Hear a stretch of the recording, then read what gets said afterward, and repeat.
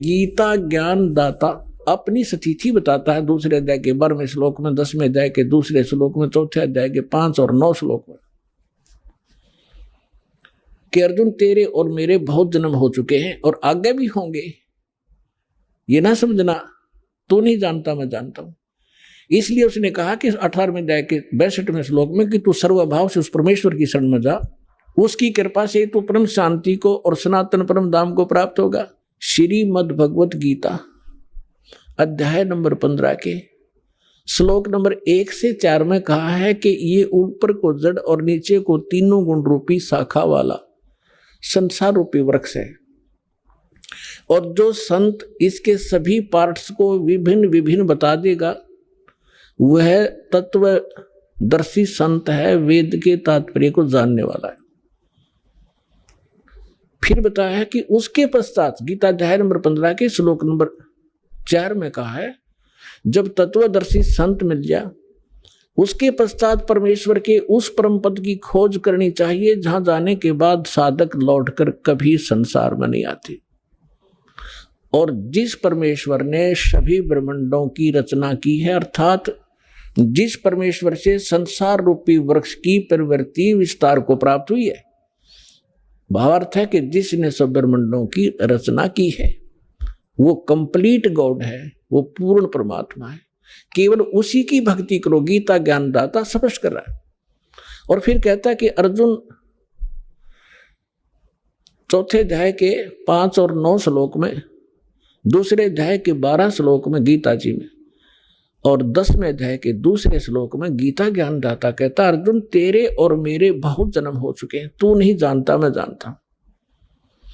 अब जैसे हम श्री कृष्ण जी को मानकर चलें कि श्री कृष्ण जी गीता का ज्ञान दे रहा है, इन अज्ञानियों के आधार से हम चलें तो भी गीता ज्ञानदाता तो अपने आप को कह रहा है मैं नाशवान हूं, मेरी जन्म मृत्यु होती है। जिसकी स्वयं जन्म मृत्यु होती है और उसके उपासकों की भी जन्म मृत्यु होगी।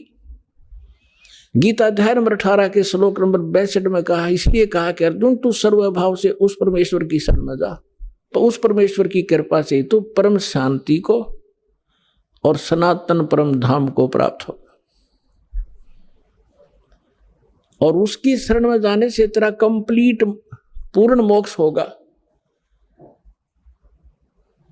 अब वो परमात्मा कौन है, कैसा है, कहां रहता है, इसकी जानकारी कहां है। गीता अध्याय नंबर 4 के श्लोक नंबर 25 से लेकर 31 तक गीता ज्ञानदाता ने जानकारी दी है कि कोई तो केवल देवताओं की पूजा करके निश्चिंत है,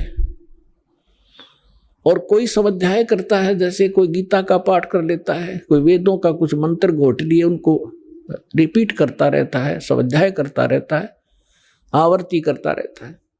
और कोई केवल योग अभ्यास ही करता है, कोई प्राण अपान इसकी अपान की क्रिया को, जैसे कुछ कहते हैं कि श्वास पर ध्यान रखो, बाहर आ रहा है अंदर जा रहा है, कोई बात हुई ना ध्यान रखोगे तब भी ये तो आ जा रहा है। तो कहने का भाव ये है कि ये इस प्रकार की जो साधना करते हैं, कोई तपस्या करते हैं, घोर तप करते हैं, सब अपनी अपनी साधना को पापनाशक जानते हैं। यानी वो जो साधना जो कर रहा है उसने अंतिम मान रहा है, सही मान रहा है, यथार्थ मान रहा है। फिर तुरंत कहा चौथे अध्याय के 32वें श्लोक में कि अर्जुन इन यज्ञों यानी धार्मिक अनुष्ठानों की जानकारी उस सच्चिदानंद घन ब्रह्म ने, सच्चिदानंद घन ब्रह्म ने यानी पूर्ण परमात्मा ने, परम अक्षर ब्रह्म ने स्वयं आकर बताई है। अपनी अमृत वाणी में बोल के, अपने मुख कमल से बोलकर जो वाणी कही है वो सच्चिदानंद घन ब्रह्म की वाणी कहलाती है, कबीर वाणी है वो। उसमें इन अध्यात्म यज्ञों का, अनुष्ठानों की विस्तार से जानकारी दी गई है, और वो तत्व ज्ञान है। उसके जानने के बाद तो सब पाप कर्मों से मुक्त हो जाएगा। अब चौथे अध्याय के 34वें श्लोक में कहा कि अर्जुन उस तत्व ज्ञान को जो सच्चिदानंद घन ब्रह्म स्वयं अपने मुख कमल से आकर बोलता है, वो तत्व ज्ञान है, अपनी अमृत वाणी में बोलता है, अपने मुख से बोलता है वो तत्व ज्ञान है। उस तत्व ज्ञान को तू तत्वदर्शी संतों के पास जाकर समझ।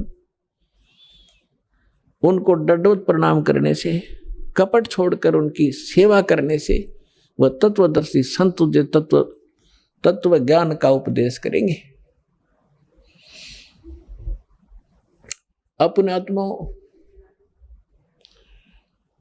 ये श्री मद् भगवत गीता का अनुवाद कर्ताओं ने अपनी बुद्धि को श्री कृष्ण जी पर फिट रखा कि श्री कृष्ण जी गीता का ज्ञान दे रहे हैं, श्री कृष्ण जी परब्रह्म हैं, श्री कृष्ण जी ही पूर्ण ब्रह्म हैं। और इसी को आधार मानकर गीता जी का अनर्थ कर डाला इन्होंने अनुवादों का। अनुत्तम को और सर्वश्रेष्ठ लिख दिया। अनुत्तम शब्द एक चौथी कक्षा के बच्चे ने पूछ ले भाई बेड, अंग्रेजी में पूछ ले किसी बच्चे को गुड किसे कहते हैं और बेड किसे कहते हैं, उत्तम किसे कहते हैं, अनुत्तम किसे कहते हैं। उत्तम श्रेष्ठ, अनुत्तम अश्रेष्ठ, घटिया। अरे ननाड़ियों ने, अज्ञानियों ने, अनुवादकर्ताओं ने अनुत्तम शब्द का अर्थ कर दिया जिससे उत्तम कोई और ना हो। है तेरा गजब है ये। अब थोड़ी सी झलक दिखाते हैं आपको कि गीता अध्याय नंबर 7 के श्लोक नंबर 12 से लेकर आपको 19 तक जानकारी देंगे आज। और जिसको सुनकर जो देखो पुण्यात्माओं, ये सत्संग है और ये ऐसा ज्ञान है, इसको समझने के बाद फिर संसार में कुछ भी समझना शेष नहीं रहेगा। पुण्यात्माओं, आप विद्यार्थी हैं, पूरे विश्व के मानव। आपको पोशाक अलग से मिली है। ये शरीर क्या है? एक चोगा है, चोला है। ये कवर हमारे ओरिजिनल शरीर के ऊपर, जो सूक्ष्म शरीर है उसके ऊपर ये कवर है, एक कपड़ा है। संतों ने इसको चोला कहा है। वस्त्र, गीता जी में इसको वस्त्र कहा है कि जैसे व्यक्ति पुराने वस्त्र त्याग कर नए वस्त्र ग्रहण कर लेता है, ये शरीर ऐसा है। तो ये जो ड्रेस आपको मिली है मानव वाली, आप विद्यार्थी हैं और आप अपना उद्देश्य भूल चुके हो क्योंकि आपको टीचर ठीक नहीं मिला। क्योंकि संसारिक व्यक्तियों के जो क्रियाएं हम देखते हैं, हम उसी में ढल गए कि बस इतना ही काम है हमारा। और कभी तीज त्योहार हुआ तो थोड़ा बहुत बना के अपने करके पूजा पाठ खा लिया, बस इतना ही काम है। बाकी हमारा काम तो यही है। संसारिक करते हो हमने ये इतना ही मान रखा था, बच्चे हो गए, इनका पालन पोषण कर दें, इनका विवाह कर दें, फिर इनका संतान हो जाए, हम मर जावा, फाइनल हो गया। अरे ये तो स्टार्ट भी ना करा मनुष्य का काम हमने, ये तो पशु पक्षी भी कर रहे थे इसी काम को। तो हमें टीचर ठीक नहीं मिले, जिस कारण से हमारी रुचि नहीं बनी जितनी बननी चाहिए थी। अब यदि परमात्मा ने ये विशेष मनुष्य जीवन ना देना होता, इसका कोई विशेष कार्य ना होता, तो 84 लाख प्रकार की बना दी योनियां एक और बना देता उनके जैसी। ये उन पुण्यात्माओं को ये पोशाक मिली है जो बहुत पुण्यकर्मी प्राणी है, जो परमात्मा पाने योग्य नंबर प्राप्त है उनको, इसलिए उनको ये प्रवेश हुआ है इस भगवान वाली यूनिवर्सिटी में जिसमें परमात्मा पाया जा सकता है। उनको ये ड्रेस न्यारी मिलती है। स्कूल के बच्चे होते हैं, उनकी ड्रेस अन्य होती है और अन्य जो बच्चे काम खेतों में करते हैं, मजदूरी करते हैं, उनकी ड्रेस अन्य होती है। इसी प्रकार आप विद्यार्थी हैं और आध्यात्मिक गुरु जो होते हैं ये टीचर होते हैं। और टीचर का काम होता है कि सिलेबस पढ़ावे, अपनी लोक वेद दंत कथा नहीं सुनाओ बच्चों को। वो तो दुश्मन होता है उनका जो सिलेबस से हटकर ज्ञान देता है। तो आज तक जितने भी हमारे धर्म गुरु थे, उन महापुरुषों को छोड़ जिनको भगवान मिले हैं, जिनके शुभ नाम दास ने पहले बता दिया आपको, बाकी सभी हमें लोक वेद सुना रहे थे, गीता अपने सदग्रंथों से हटकर ज्ञान सुना रहे थे। अब दास आपको सुनाना जा रहा है 7वें अध्याय में स्पष्ट लिखा है गीता ज्ञानदाता ने कि अर्जुन, अब मैं तुझे ऐसा ज्ञान सुनाने जा रहा हूं जिसको जानकर फिर संसार में कुछ जानना शेष नहीं रहेगा। अब देखिएगा, अब इससे पहले थोड़ा सा कंसेप्ट ये क्लियर करता हूं 4थे अध्याय का 32वें श्लोक में इन्होंने गड़बड़ कर रखी है अनुवादकर्ताओं ने। ये देखिएगा चौथे जाएगा 32वां श्लोक। ये है श्रीमद् भगवद गीता, गीता प्रेस गोरखपुर से प्रकाशित है। जयदयाल गोविंद का इसके अनुवादक हैं और ये अध्याय नंबर 4 का और श्लोक नंबर 32। इसमें देखिएगा एवं बहुविधा यगा वितता, ये ब्रह्मण शब्द है, ब्रह्मण मुखे, ब्रह्मण मुखे। आप एजुकेटेड हैं पुण्यात्माओं, परमात्मा ने आपको शिक्षा इसलिए दी है कि आप भगवान को पहचानने में सक्षम हो जाए। नहीं तो पिछला इतिहास देख ले, दास का जन्म जब हुआ हमारे यहाँ कोई शिक्षा नहीं थी और सब सुख चैन से जिया करते थे, प्यार से रहते थे, बेईमाना नहीं था। इस शिक्षा ने हमारी नैतिकता खराब कर रखी है। जब से हम शिक्षित और अपने आप को विकास मानते हैं, जिसको बड़ा तरक्की कर ली, अपना पतन कर लिया हमने। ऐसी फिल्में देखते हैं बच्चे, ऐसा बिगड़ गया, आपस में प्रेम रहा नहीं। परमात्मा को मालूम था कि इसमें अवगुण बहुत हैं, इसलिए अभी तक हमारे तक इस विष को आने नहीं दिया था एजुकेशन वाले को। अब देना, ये एजुकेशन देना अनिवार्य समझा कि इसके बगैर ये समझ नहीं सकते भगवान कौन है, कैसा है। ये हमारे काल के दूत इनको मूर्ख बनाए बैठे, इसलिए परमात्मा ने आपको शिक्षा दी और ये इंस्ट्रूमेंट बनाए। जो आज आप प्रोजेक्टर देख रहे हो, चिप देख रहे हो, मोबाइल में अपना सत्संग सुन रहे हो, ये गॉड गिवन है, मनुष्य के सतर की बुद्धि का बनाया हुआ नहीं है। पुणात्मा 1994 में दास ने सत्संग शुरू किया था गुरुदेव के आदेश से। उससे पहले चैनल नहीं थे, उससे पहले ये VCR होया करती से मोटे मोटे लीटर से होया करती, DVD वो चला करती थी, थोड़ी थोड़ी चली, शुरुआत हुई थी उनकी। और ना कोई टीवी चैनल थे।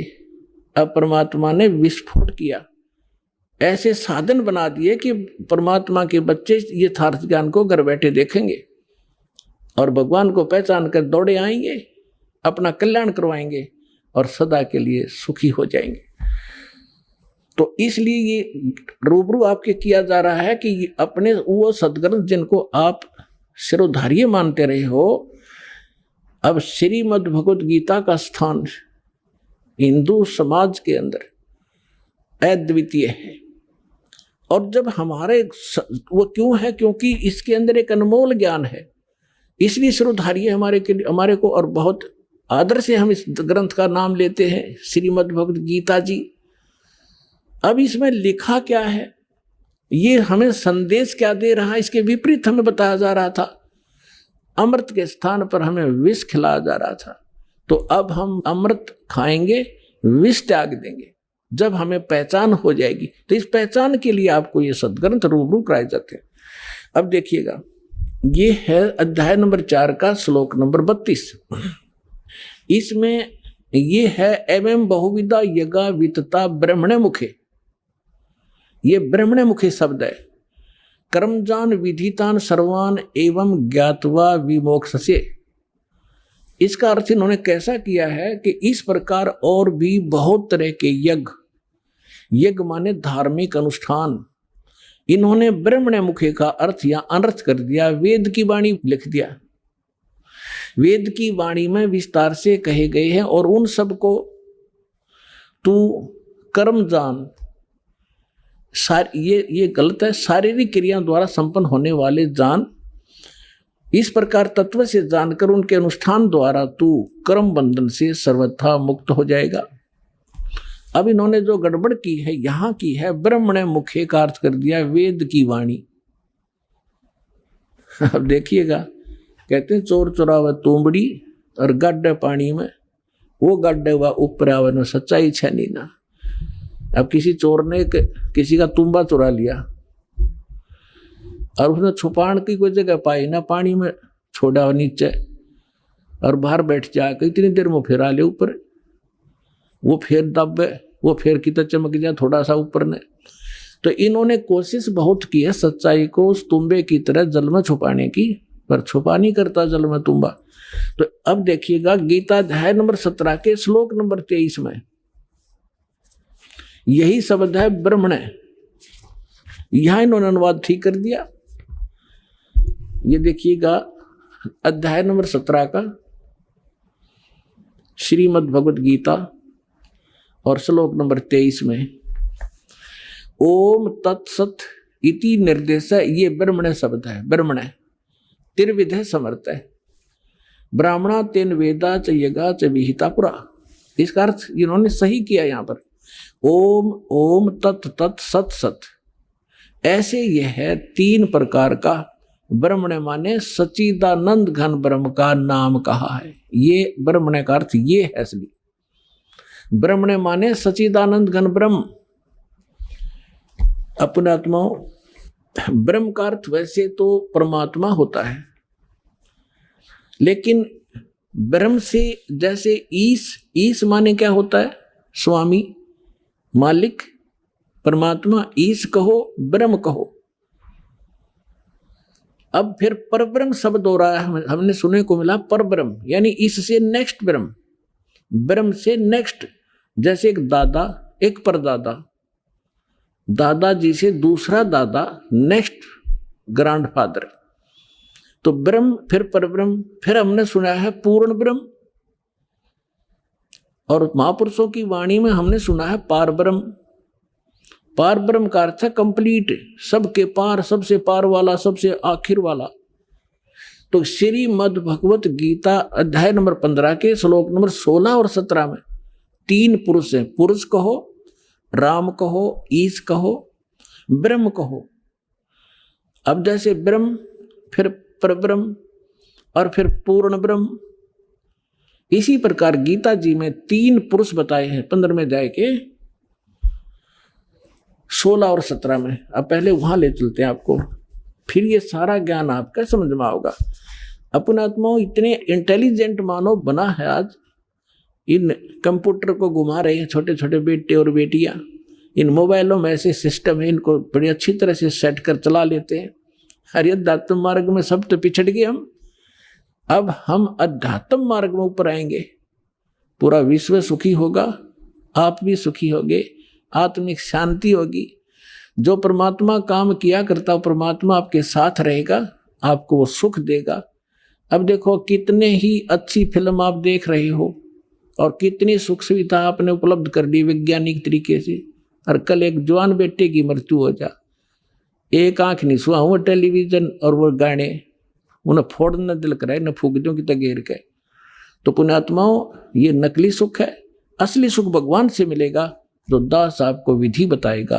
आप भी सुखी, आपका परिवार भी सुखी, आपकी 101 पीढ़ी पार हो जाएगी, वो मार्ग आपको बताएगा।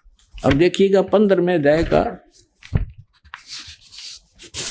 ये 16 और 17 में 3 पुरुष हैं, 3 भगवान हैं, 3 ब्रह्म हैं। अध्याय नंबर 15 का ये श्लोक नंबर 16 यहां पर है। इसमें क्या है कि द्वौ इमौ पुरुषौ लोके सर्च अक्षर है एवं च सर सर्वाणी भूतानि कुटस्थ अक्षर उच्चते। 16वां श्लोक, इसका अनुवाद यहां पर क्या है, इस संसार में नाशवान और अविनाशी भी ये 2 प्रकार के पुरुष हैं। अब देखो इन्होंने सर माने नाशवान, अक्षर माने अविनाशी कर दिया। ये लिखना था इस संसार में सर पुरुष और अक्षर पुरुष, ये पुरुषों है ना, ये दोनों संस्कृत में इसके साथ भी लगाया जाता है, अक्षर पुरुष और सर पुरुष। ये और इनको देखें तो नाशवान और अविनाशी 2 प्रकार के पुरुष है। पुरुष माने परमात्मा है, प्रभु है, भगवान है, ईश है, स्वामी है। और संपूर्ण प्राणियों के शरीर तो नाशवान है, जीवात्मा अविनाशी कहा जाता है। अब क्या है, ये सरपुरुष कितना मालिक है, अक्षर पुरुष कितना मालिक है, और परम अक्षर। अब तीसरा कौन है, वो तीसरा पहले दिखाते हैं आपको। तीसरा जो है वो परम अक्षर पुरुष है। अब यहां आपने 15वें अध्याय के 16वें श्लोक में 2 पुरुष हैं, सरपुरुष और अक्षर पुरुष। ये 2 प्रकार के पुरुष हैं, और इनके अंतर्गत जितने प्राणी हैं वो नाशवान है, और ये स्वयं भी नाशवान है। जीवात्मा तो गधे की भी नहीं मरती, कुत्ते की भी नहीं मरती। अब यहां देखो 15वें अध्याय के 17वें श्लोक में क्या लिखा है कि उत्तम पुरुष है तू अन्य। ये उत्तम पुरुष माने श्रेष्ठ परमात्मा तो इन दोनों से अन्य है, सरपुरुष और अक्षर पुरुष से। सरपुरुष सर और अक्षर, नाशवान और विनाशी, ये दो प्रकार के पुरुष हैं। इसमें लिखा 17वें श्लोक में 15वें अध्याय के कि उत्तम पुरुष है तू अन्य परमात्मा इति उद्धारत है, ये लोग तरम आवी से विवर्ती अवैश्वर है। उत्तम पुरुष तो अन्य ही है, इन दोनों से कोई और है वो श्रेष्ठ भगवान परम अक्षर ब्रह्म, तीसरे नंबर का। उत्तम पुरुष तो अन्य ही है जो तीनों लोकों में प्रवेश करके सबका धारण पोषण करता है, वो अविनाशी परमेश्वर परमात्मा इस प्रकार कहा जाता है। इसी 15वें अध्याय के प्रथम मंत्र में ये देखिएगा, 15वें अध्याय का प्रथम मंत्र में इसमें कहा है कि ऊर्ध्व मूलम अधः शाखम अश्वत्थम प्राहु अव्यम छंदासी यस्य प्रणानी ये तम वेद स वेदवित। इन्होंने अनुवाद किया है कि ऊर्ध्व मूलम, आदि पुरुष परमेश्वर मूल वाले, इसका अर्थ करना था ऊर्ध्व माने ऊपर को, जड़ वाला वो तो पूर्ण परमात्मा है, और अधः शाखम, यहां इन्होंने अधः का अनर्थ कर दिया ब्रह्मा रूप मुख्य शाखा वाले, नहीं, अधः माने नीचे होता है, ऊर्ध्व माने ऊपर होता है। इसमें अधः 2 बार है, अधः अधः, ये दूसरे श्लोक में। अब यहां इन्होंने, और ऊर्ध्वम भी है, यहां देखो, इन्हीं का अनुवाद देखते हैं। अधः माने नीचे है, अधः माने नीचे, अधः माने नीचे, और ऊर्ध्व माने ऊपर, ऊर्ध्वम माने ऊपर। अब यहां देखो, हम फिर आगे वापस 15वें अध्याय के प्रथम श्लोक में, ऊर्ध्व मूलम अधः शाखम, ऊर्ध्व मूलम अधः शाखम, ये अधः शाखम, ये ऊर्ध्व मूलम अधः शाखम अश्वत्थम प्राहु अव्यम अविना छंदासी यस्य प्रणानी ये तम वेद स वेदवित। अब इन्होंने ये गलत किया है, यह लिखना था ऊपर को जो जड़ वाला, ऊपर को जड़ वाला वो तो परमेश्वर है, पूर्ण परमात्मा है, ये ठीक है। अधः शाखम गलत कर दिया, नीचे को शाखा वाला, और संसार रूपी पीपल के वृक्ष को अविनाशी कहते हैं, वेद जिसके पत्ते कहे गए हैं। और उस संसार वृक्ष को जो व्यक्ति, जो संत मूल सहित तत्व से जानता है, वह है सवेदवित, वह वेद के तात्पर्य को जानने वाला है। वो तत्वदर्शी संत है जो इस संसार रूपी वृक्ष के सभी विभागों को बता देगा। ये देखिएगा, संसार रूपी वृक्ष दिखाता हूं आपको पहले। ये है ऊर्ध्व मूलम अधः शाखम, अधः शाखम, ऊर्ध्व मूलम अधः शाखम अश्वत्थम प्राहु अव्यम छंदासी यस्य प्रणानी ये तम वेद स वेदवित। अब देखिएगा, ये है वृक्ष जो जमीन से बाहर दिखाई देता है। परमेश्वर ने, कबीर परमेश्वर जी ने 600 वर्ष पहले अपना ज्ञान बताया था एक, और वो लीला ऐसी ही करते हैं, अपने मुख कमल से यथार्थ ज्ञान बोलते हैं, और उस ज्ञान को फिर लिपिबद्ध कर लिया जाता है, वो सच्चिदानंद घन ब्रह्म की वाणी कहलाती है। उसमें उन परमात्मा ने कहा था, अक्षर पुरुष एक पेड़ है और सरपुरुष वाकी डार, निरंजन कहो सरपुरुष कहो, और तीनों देवा शाखा है बाई पात रूप संसार।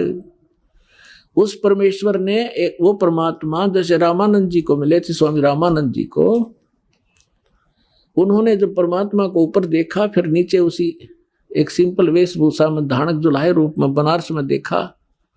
जब कहा था 2 ठोड़ है एक तू भया एक से 2, और गरीबदास हम कारणे तुम आए हो मगदो, तुम साहेब तुम संत हो, तुम सतगुरु तुम हंस, और गरीबदास तेरे रूप बिना। रामानंद जी कह रहे और न तू जान, तुम ही साहेब हो, तुम परमात्मा हो, सतगुरु सच्चा ज्ञान देने वाले आप ही हो, तुम साहेब तुम संत हो, तुम सतगुरु तुम हंस। और गरीबदास जी, जैसे तुलसीदास जी ने रामायण को लिखा था, चित्रार्थ किया था, उस प्रकार गरीबदास जी को परमात्मा ने दिव्य दृष्टि दी थी। वो सारी सच्चाई गरीबदास साहिब जी ने अपनी वाणी में लिखा है, इसलिए गरीबदास जी का नाम आता है। लेकिन वार्ता चल रही है रामानंद जी और परमात्मा की। तुम साहेब तुम संत हो, तुम सतगुरु तुम हंस, गरीबदास तेरे रूप बिना और न दूजा हंस। बोलत रामानंद जी सुनो कबीर करतार, कहे कबीर गरीबदास सब रूप के तुम ही सृजनहार। तो यहां बताया जाता है कि तुम सतगुरु भी आप ही हो, सच्चा ज्ञान आपके बिना इस पृथ्वी पर कोई जानता ही नहीं। तो परमात्मा आए थे, एक हम उसको कवि कह करके फाइनल कर दिया, उनकी क्लोज कर दी फाइल को। अब फिर खोल लेंगे जब देखियो लाल की पहचान होने के बाद आपको पता लगेगा लाल कौन है। तो उस परमेश्वर ने 600 वर्ष पहले सच्चिदानंद घन ब्रह्म की वाणी में, अपनी कबीर वाणी में क्या लिखा था? अक्षर पुरुष एक पेड़ है, सरपुरुष वाकी डारे, तीनों देवा शाखा है, ये पात रूप संसारे। और वे गीता क्या कहती है 15वें अध्याय का प्रथम मंत्र, कि जो संत इस उल्टे लटके संसार रूपी विभाग वृक्ष के सभी विभाग पत्तों सहित जड़ से लेकर पत्तों तक बता देगा, वो तत्वदर्शी संत है। पहचान बताई है तत्वदर्शी संत की। अब देखिएगा, ये है पूर्ण परमात्मा, ये परम अक्षर ब्रह्म है, ये ऐसे देंगे। ये है जड़ जो मूल है, ऊर्ध्व मूलम, ये परम अक्षर ब्रह्म है, पूर्ण ब्रह्म परमेश्वर। और ये तना अक्षर पुरुष, ये जो बाहर दिखाई देता है ये तो अक्षर पुरुष है तना, और इससे एक मोटी डार निकली है, वो सरपुरुष समझो, सरपुरुष। और ये तीन रजगुण ब्रह्मा सतगुण विष्णु उत्तम गुण शिवजी रूपी ये तीन शाखाएं, और ये पात रूप संसार है। ये पात रूप हम हैं आगे, और मूल कौन है? ये स्वयं है परमात्मा, ये स्वयं है परमात्मा। ये देखिएगा, ये कौन है? ये कबीर साहिब है, पूर्ण ब्रह्म कबीर साहिब, परम अक्षर ब्रह्म। ये सारे संसार के आधार हैं, ये सब के धारण पोषण करने वाले हैं। जैसे वृक्ष की, जैसे संसार रूपी वृक्ष की जो परवरिश होती है वो जड़ से होती है। अब दास आपको जहां लाना चाहता है वहां लाएगा। गीता अध्याय नंबर 15 के श्लोक नंबर 1 आपने पढ़ लिया, इसमें स्पष्ट कर दिया कि तत्वदर्शी संत कैसा होगा। ये देखिएगा, ये है 15वें अध्याय का प्रथम श्लोक। इसमें बताया है कि ऊर्ध्व मूलम अधः शाखम अश्वत्थम प्राहु अवम छंदासी यस्य प्रणानी ये तम वेद सवेदवित। ऊपर को जड़ और नीचे को तीनों गुण रूपी शाखा वाला, ये इसको सारा कंप्लीट मिलाकर हम पढ़ेंगे ना। ऊर्ध्व मूलम अधः शाखम, नीचे को शाखा वाला पढ़ो इसको। और अश्वत्थम यानी संसार रूपी पीपल के वृक्ष को अविनाशी कहते हैं। वेद, ये वेद नहीं है। जैसे छंद का अर्थ होता है विभाग, किसी एक शब्द का एक ही अर्थ नहीं होता, कि जो इन सभी छंदों को, सभी विभागों को तत्व से जानता है। सरपुरुष कौन पोर्शन है इस संसार रूपी वृक्ष का, मूल कौन है और डार कौन है, शाखा कौन है, जो इन सभी को जानता है, सवेदवित, वो तत्वदर्शी संत है। तो परमेश्वर ने 600 वर्ष पहले बताया, इस दास ने परमात्मा से प्राप्त इस ज्ञान को आपके रूबरू कराया। अक्षर पुरुष एक पेड़ है, सरपुरुष वाकी डार, और तीनों देवा शाखा है, ये पात रूप संसार। तो यहां इस श्रीमद् भगवत गीता भी यही बताती है कि तीनों गुण रूपी, यहां देखिए आगे 15वें अध्याय का ये दूसरा मंत्र आप देखिएगा, उस संसार वृक्ष की तीनों गुण रूप। है पुण्यात्मा, ये सदग्रंथ है। यदि इन BA MA की पुस्तकों को एक बच्चा पढ़ समझ सके, टीचर की क्या आवश्यकता थी? इतने बड़े कॉलेज बनाने की क्या आवश्यकता थी? इन किसी भी अपने धर्म ग्रंथ गुरुओं को अपने सदग्रंथों का कख भी पता नहीं। ये कोड वर्ड है, तीनों गुण रूपी शाखा। अब पहले ये बताते तीन गुण कौन है। समझदार को संकेत ही बहुत होता है। ये दिखाता हूं, ये मार्कंडेय पुराण, जिनको हम श्रोधार्य मानते रहे सभी पुराणों को, मार्कंडेय पुराण गीता प्रेस गोरखपुर से प्रकाशित, सचित्र मोटा टाइप।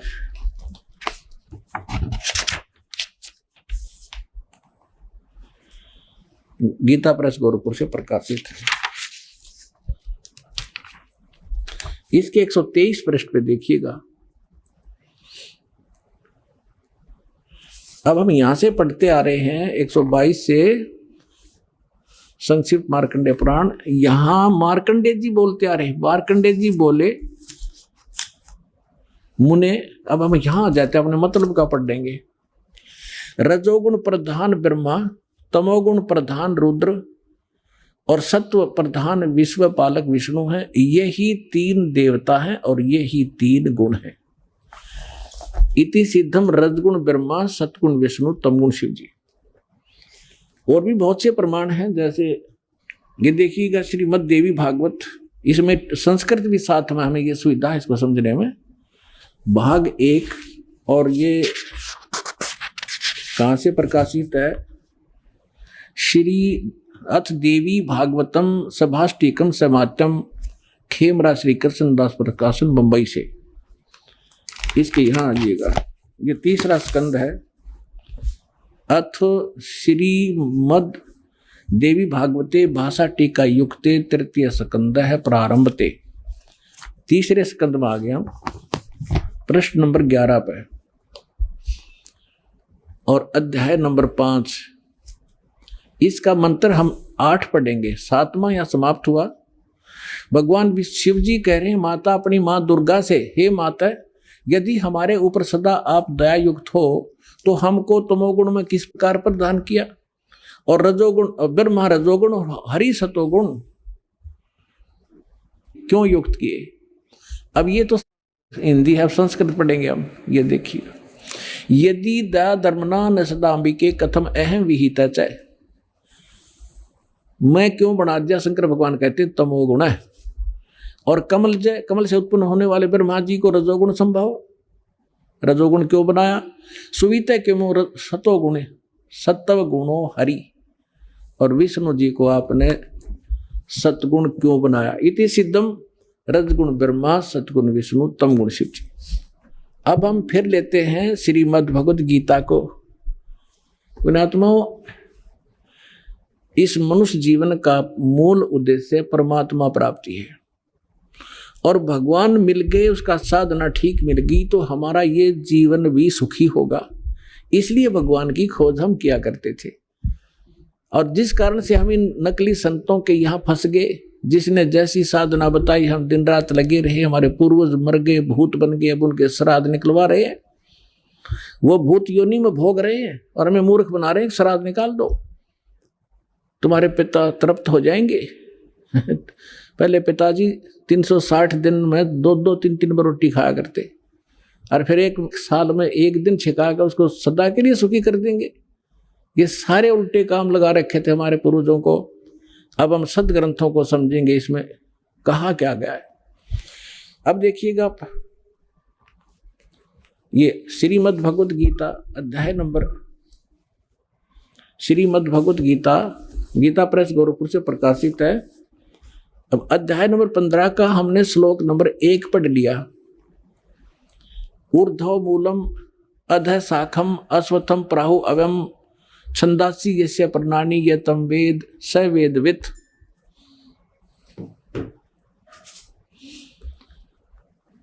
ऊर्ध्व मूलम माने ऊपर को जड़ जो है वो तो पूर्ण परमात्मा समझो। नीचे को अधः शाखम, नीचे को शाखा है, ये संसार रूपी पीपल का वृक्ष को अविनाशी कहते हैं, वेद जिसके पत्ते कहे गए। वो संसार वृक्ष को जो पुरुष मूल सहित जानता है, यानी जड़ से लेकर पत्तों तक जानता है, वह स वेदवित, वह वेद के तात्पर्य को जानने वाला है, अर्थात वो तत्वदर्शी संत है। अब अगले में कहा दूसरे में, उस संसार वृक्ष की तीनों गुण रूप रजगुण ब्रह्मा, सतगुण विष्णु, तमगुण शिवजी रूपी, ये दल से बड़ी हुई नहीं, विषय पर वाला शाखा, विषय वासना रूपी ये तीनों शाखाएं हैं, रजगुण ब्रह्मा, सतगुण विष्णु, तमगुण शिवजी। नीचे और ऊपर, सर्वत्र नहीं, अधः माने नीचे, ऊर्ध्व माने ऊपर, नीचे और ऊपर फैली हुई है। और इस मनुष्य लोक में हमारे कर्मों के अनुसार बांधने की भी ये मुख्य कारण है। कर्मानुबंधनी मूल्यानी, ये हमें यहाँ कर्मों के आधार पर यही रखते हैं, जैसे जिसका कर्म है उसको वैसा ही देते रहते हैं। किसी के अच्छे पुण्य है तो उसको अच्छा देते रहेंगे, जिसका पाप है उसको दुख देते रहेंगे। इसमें कोई परिवर्तन ये नहीं कर सकते, और हमें यहाँ बांधे रखने के ये मूल कारण है। अब देखो, नीचे और ऊपर, सभी लोगों में नहीं, नीचे और ऊपर फैली हुई है। अब तीसरे में क्या कहा है कि इस संसार वर्ष का स्वरूप जैसा कहा है वैसा यहाँ विचार काल में नहीं पाया जाता। यानी मेरे और तेरे डिस्कशन में जो गीता जी का ज्ञान मैं दे रहा हूं, इसमें मैं कंप्लीट नहीं बता पाऊंगा उस परमात्मा के बारे में। इसलिए ऑप्शन छोड़ रखा है इसने। चौथे अध्याय के 34वें श्लोक में कहा कि उस तत्व ज्ञान को जो परमात्मा स्वयं अपने मुख कमल से बोलता है, चौथे अध्याय के 32 और 34 में, वो तत्व ज्ञान है। उस तत्व ज्ञान को तू तत्वदर्शी संतों के पास जाकर समझ। गीता ज्ञानदाता कहता मैं नहीं जानता उसको कंप्लीट। यहां स्पष्ट कर रहा है कि यहां विचार काल में जो गीता का ज्ञान मैं तुझे दे रहा हूं, मैं इसको कंप्लीटली नहीं बता पाऊंगा। तेरे और यहां मेरे विचार काल में ये पूर्णतः नहीं पाया जाता, उसको किसी और से समझ। ये देखिएगा, इस संसार वृक्ष का स्वरूप जैसा कहा है, यानी सृष्टि रचना जैसी मुझे पता है, वैसा यहां विचार काल में यानी गीता जी के डिस्कशन में, इस विचार विमर्श में नहीं पाया जाता। इसमें नहीं मिलेगा तेरे को, क्योंकि न तो इसका आदि है न इसका अंत। इसको पता नहीं गीता ज्ञानदाता को, तथा न इसकी अच्छी प्रकार कोई स्थिति है। इसलिए इस सुविरुद्ध मूलम, यानी सुविरुद्ध माने अति दृढ़ मूल वाले, यानी परमात्मा का जो ऊपर का लोक है, सतलोक, अलखलोक, अगमलोक और अकहलोक, जिसे नामी लोक कहते, वो अविनाशी है, उसका कभी नाश नहीं होता। इसलिए सुदृढ़ मूल तो उसका सुदृढ़ कहा है। वो सुदृढ़ मूलम, सुदृढ़ यानी अविनाशी रूपी मूल वाले जो स्थान जहां भगवान रहता है वो अविनाशी है। यहां उसका संकेत देखिएगा, सुविरुद्ध मूलम, इस अति दृढ़ मूल वाले अश्वत्थ संसार रूपी पीपल के वृक्ष को दृढ़ इन्होंने क्या कर दिया, असंग शस्त्रेण छित्वा, इन्होंने कर दिया वैराग रूप शस्त्र द्वारा काट कर। ये कहना था तत्व ज्ञान रूपी शस्त्र द्वारा काट के, यानी उस तत्व ज्ञान जो मैं वो संत बतावेगा, भगवान का बोला हुआ ज्ञान वो बताता है, वो है तत्व ज्ञान रूपी शस्त्र।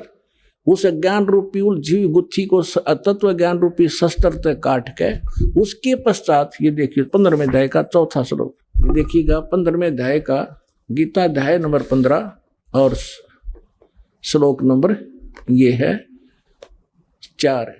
उसके पश्चात उस परम पद रूप परमेश्वर को भली भांति खोजना चाहिए, जिसमें गए हुए पुरुष यानी साधक फिर लौटकर संसार में नहीं आते, और जिस परमेश्वर से पुरातन संसार वृक्ष की प्रवृत्ति विस्तार को प्राप्त हुई है, उसी आदि पुरुष नारायण की मैं शरण हूं। इस प्रकार दृढ़ निश्चय करके उस परमेश्वर का मनन और निधि ध्यान करना चाहिए। परपदेवा ने पूजा होती है, इन्हें तो अड़ंगा डांड से मतलब था। इसका है कि उस परमात्मा ने जिसने सब ब्रह्मांडों की रचना की है, संसार रूपी वृक्ष जिससे विस्तार को प्राप्त हुआ है, यानी जिसने सब की रचना की है, वो परमात्मा है। गीता ज्ञानदाता अपने से अन्य परमात्मा के विषय में कह रहा है कि उसकी पूजा करनी चाहिए। गीता अध्याय नंबर 18 के श्लोक नंबर 62 में स्पष्ट किया है कि सर्वभाव से तू उस परमेश्वर की शरण में जा, उसकी कृपा से तू परम शांति को और सनातन परम धाम को प्राप्त होगा। और इसमें स्पष्ट कर दिया कि उसके पश्चात तत्वदर्शी संत मिलने के बाद तत्व ज्ञान के द्वारा अज्ञान को हटाकर काट कर उसके पश्चात परमेश्वर के उस परम पद की खोज करनी चाहिए, जहां जाने के बाद साधक फिर लौट कर कभी संसार में नहीं आते। अपने विषय में गीता ज्ञानदाता दूसरे अध्याय के 12वें श्लोक में 10वें अध्याय के दूसरे श्लोक में कहता, अर्जुन तेरे और मेरे बहुत जन्म हो चुके, तू नहीं जानता मैं जानता हूं। तो इसे सिद्ध है कि यदि हम गीता ज्ञानदाता की भक्ति करेंगे तो हम फिर भी जन्म मृत्यु में रहेंगे, हमें कंप्लीट मोक्ष नहीं होगा, शाश्वत स्थान नहीं मिलेगा, हमें परम शांति नहीं हो सकती। इसलिए तत्वदर्शी संत की खोज करने को कहा है। राज आपको खोज करा आप आ गए, दास है उस तत्वदर्शी संत, आपका जचियो कर दे फिर।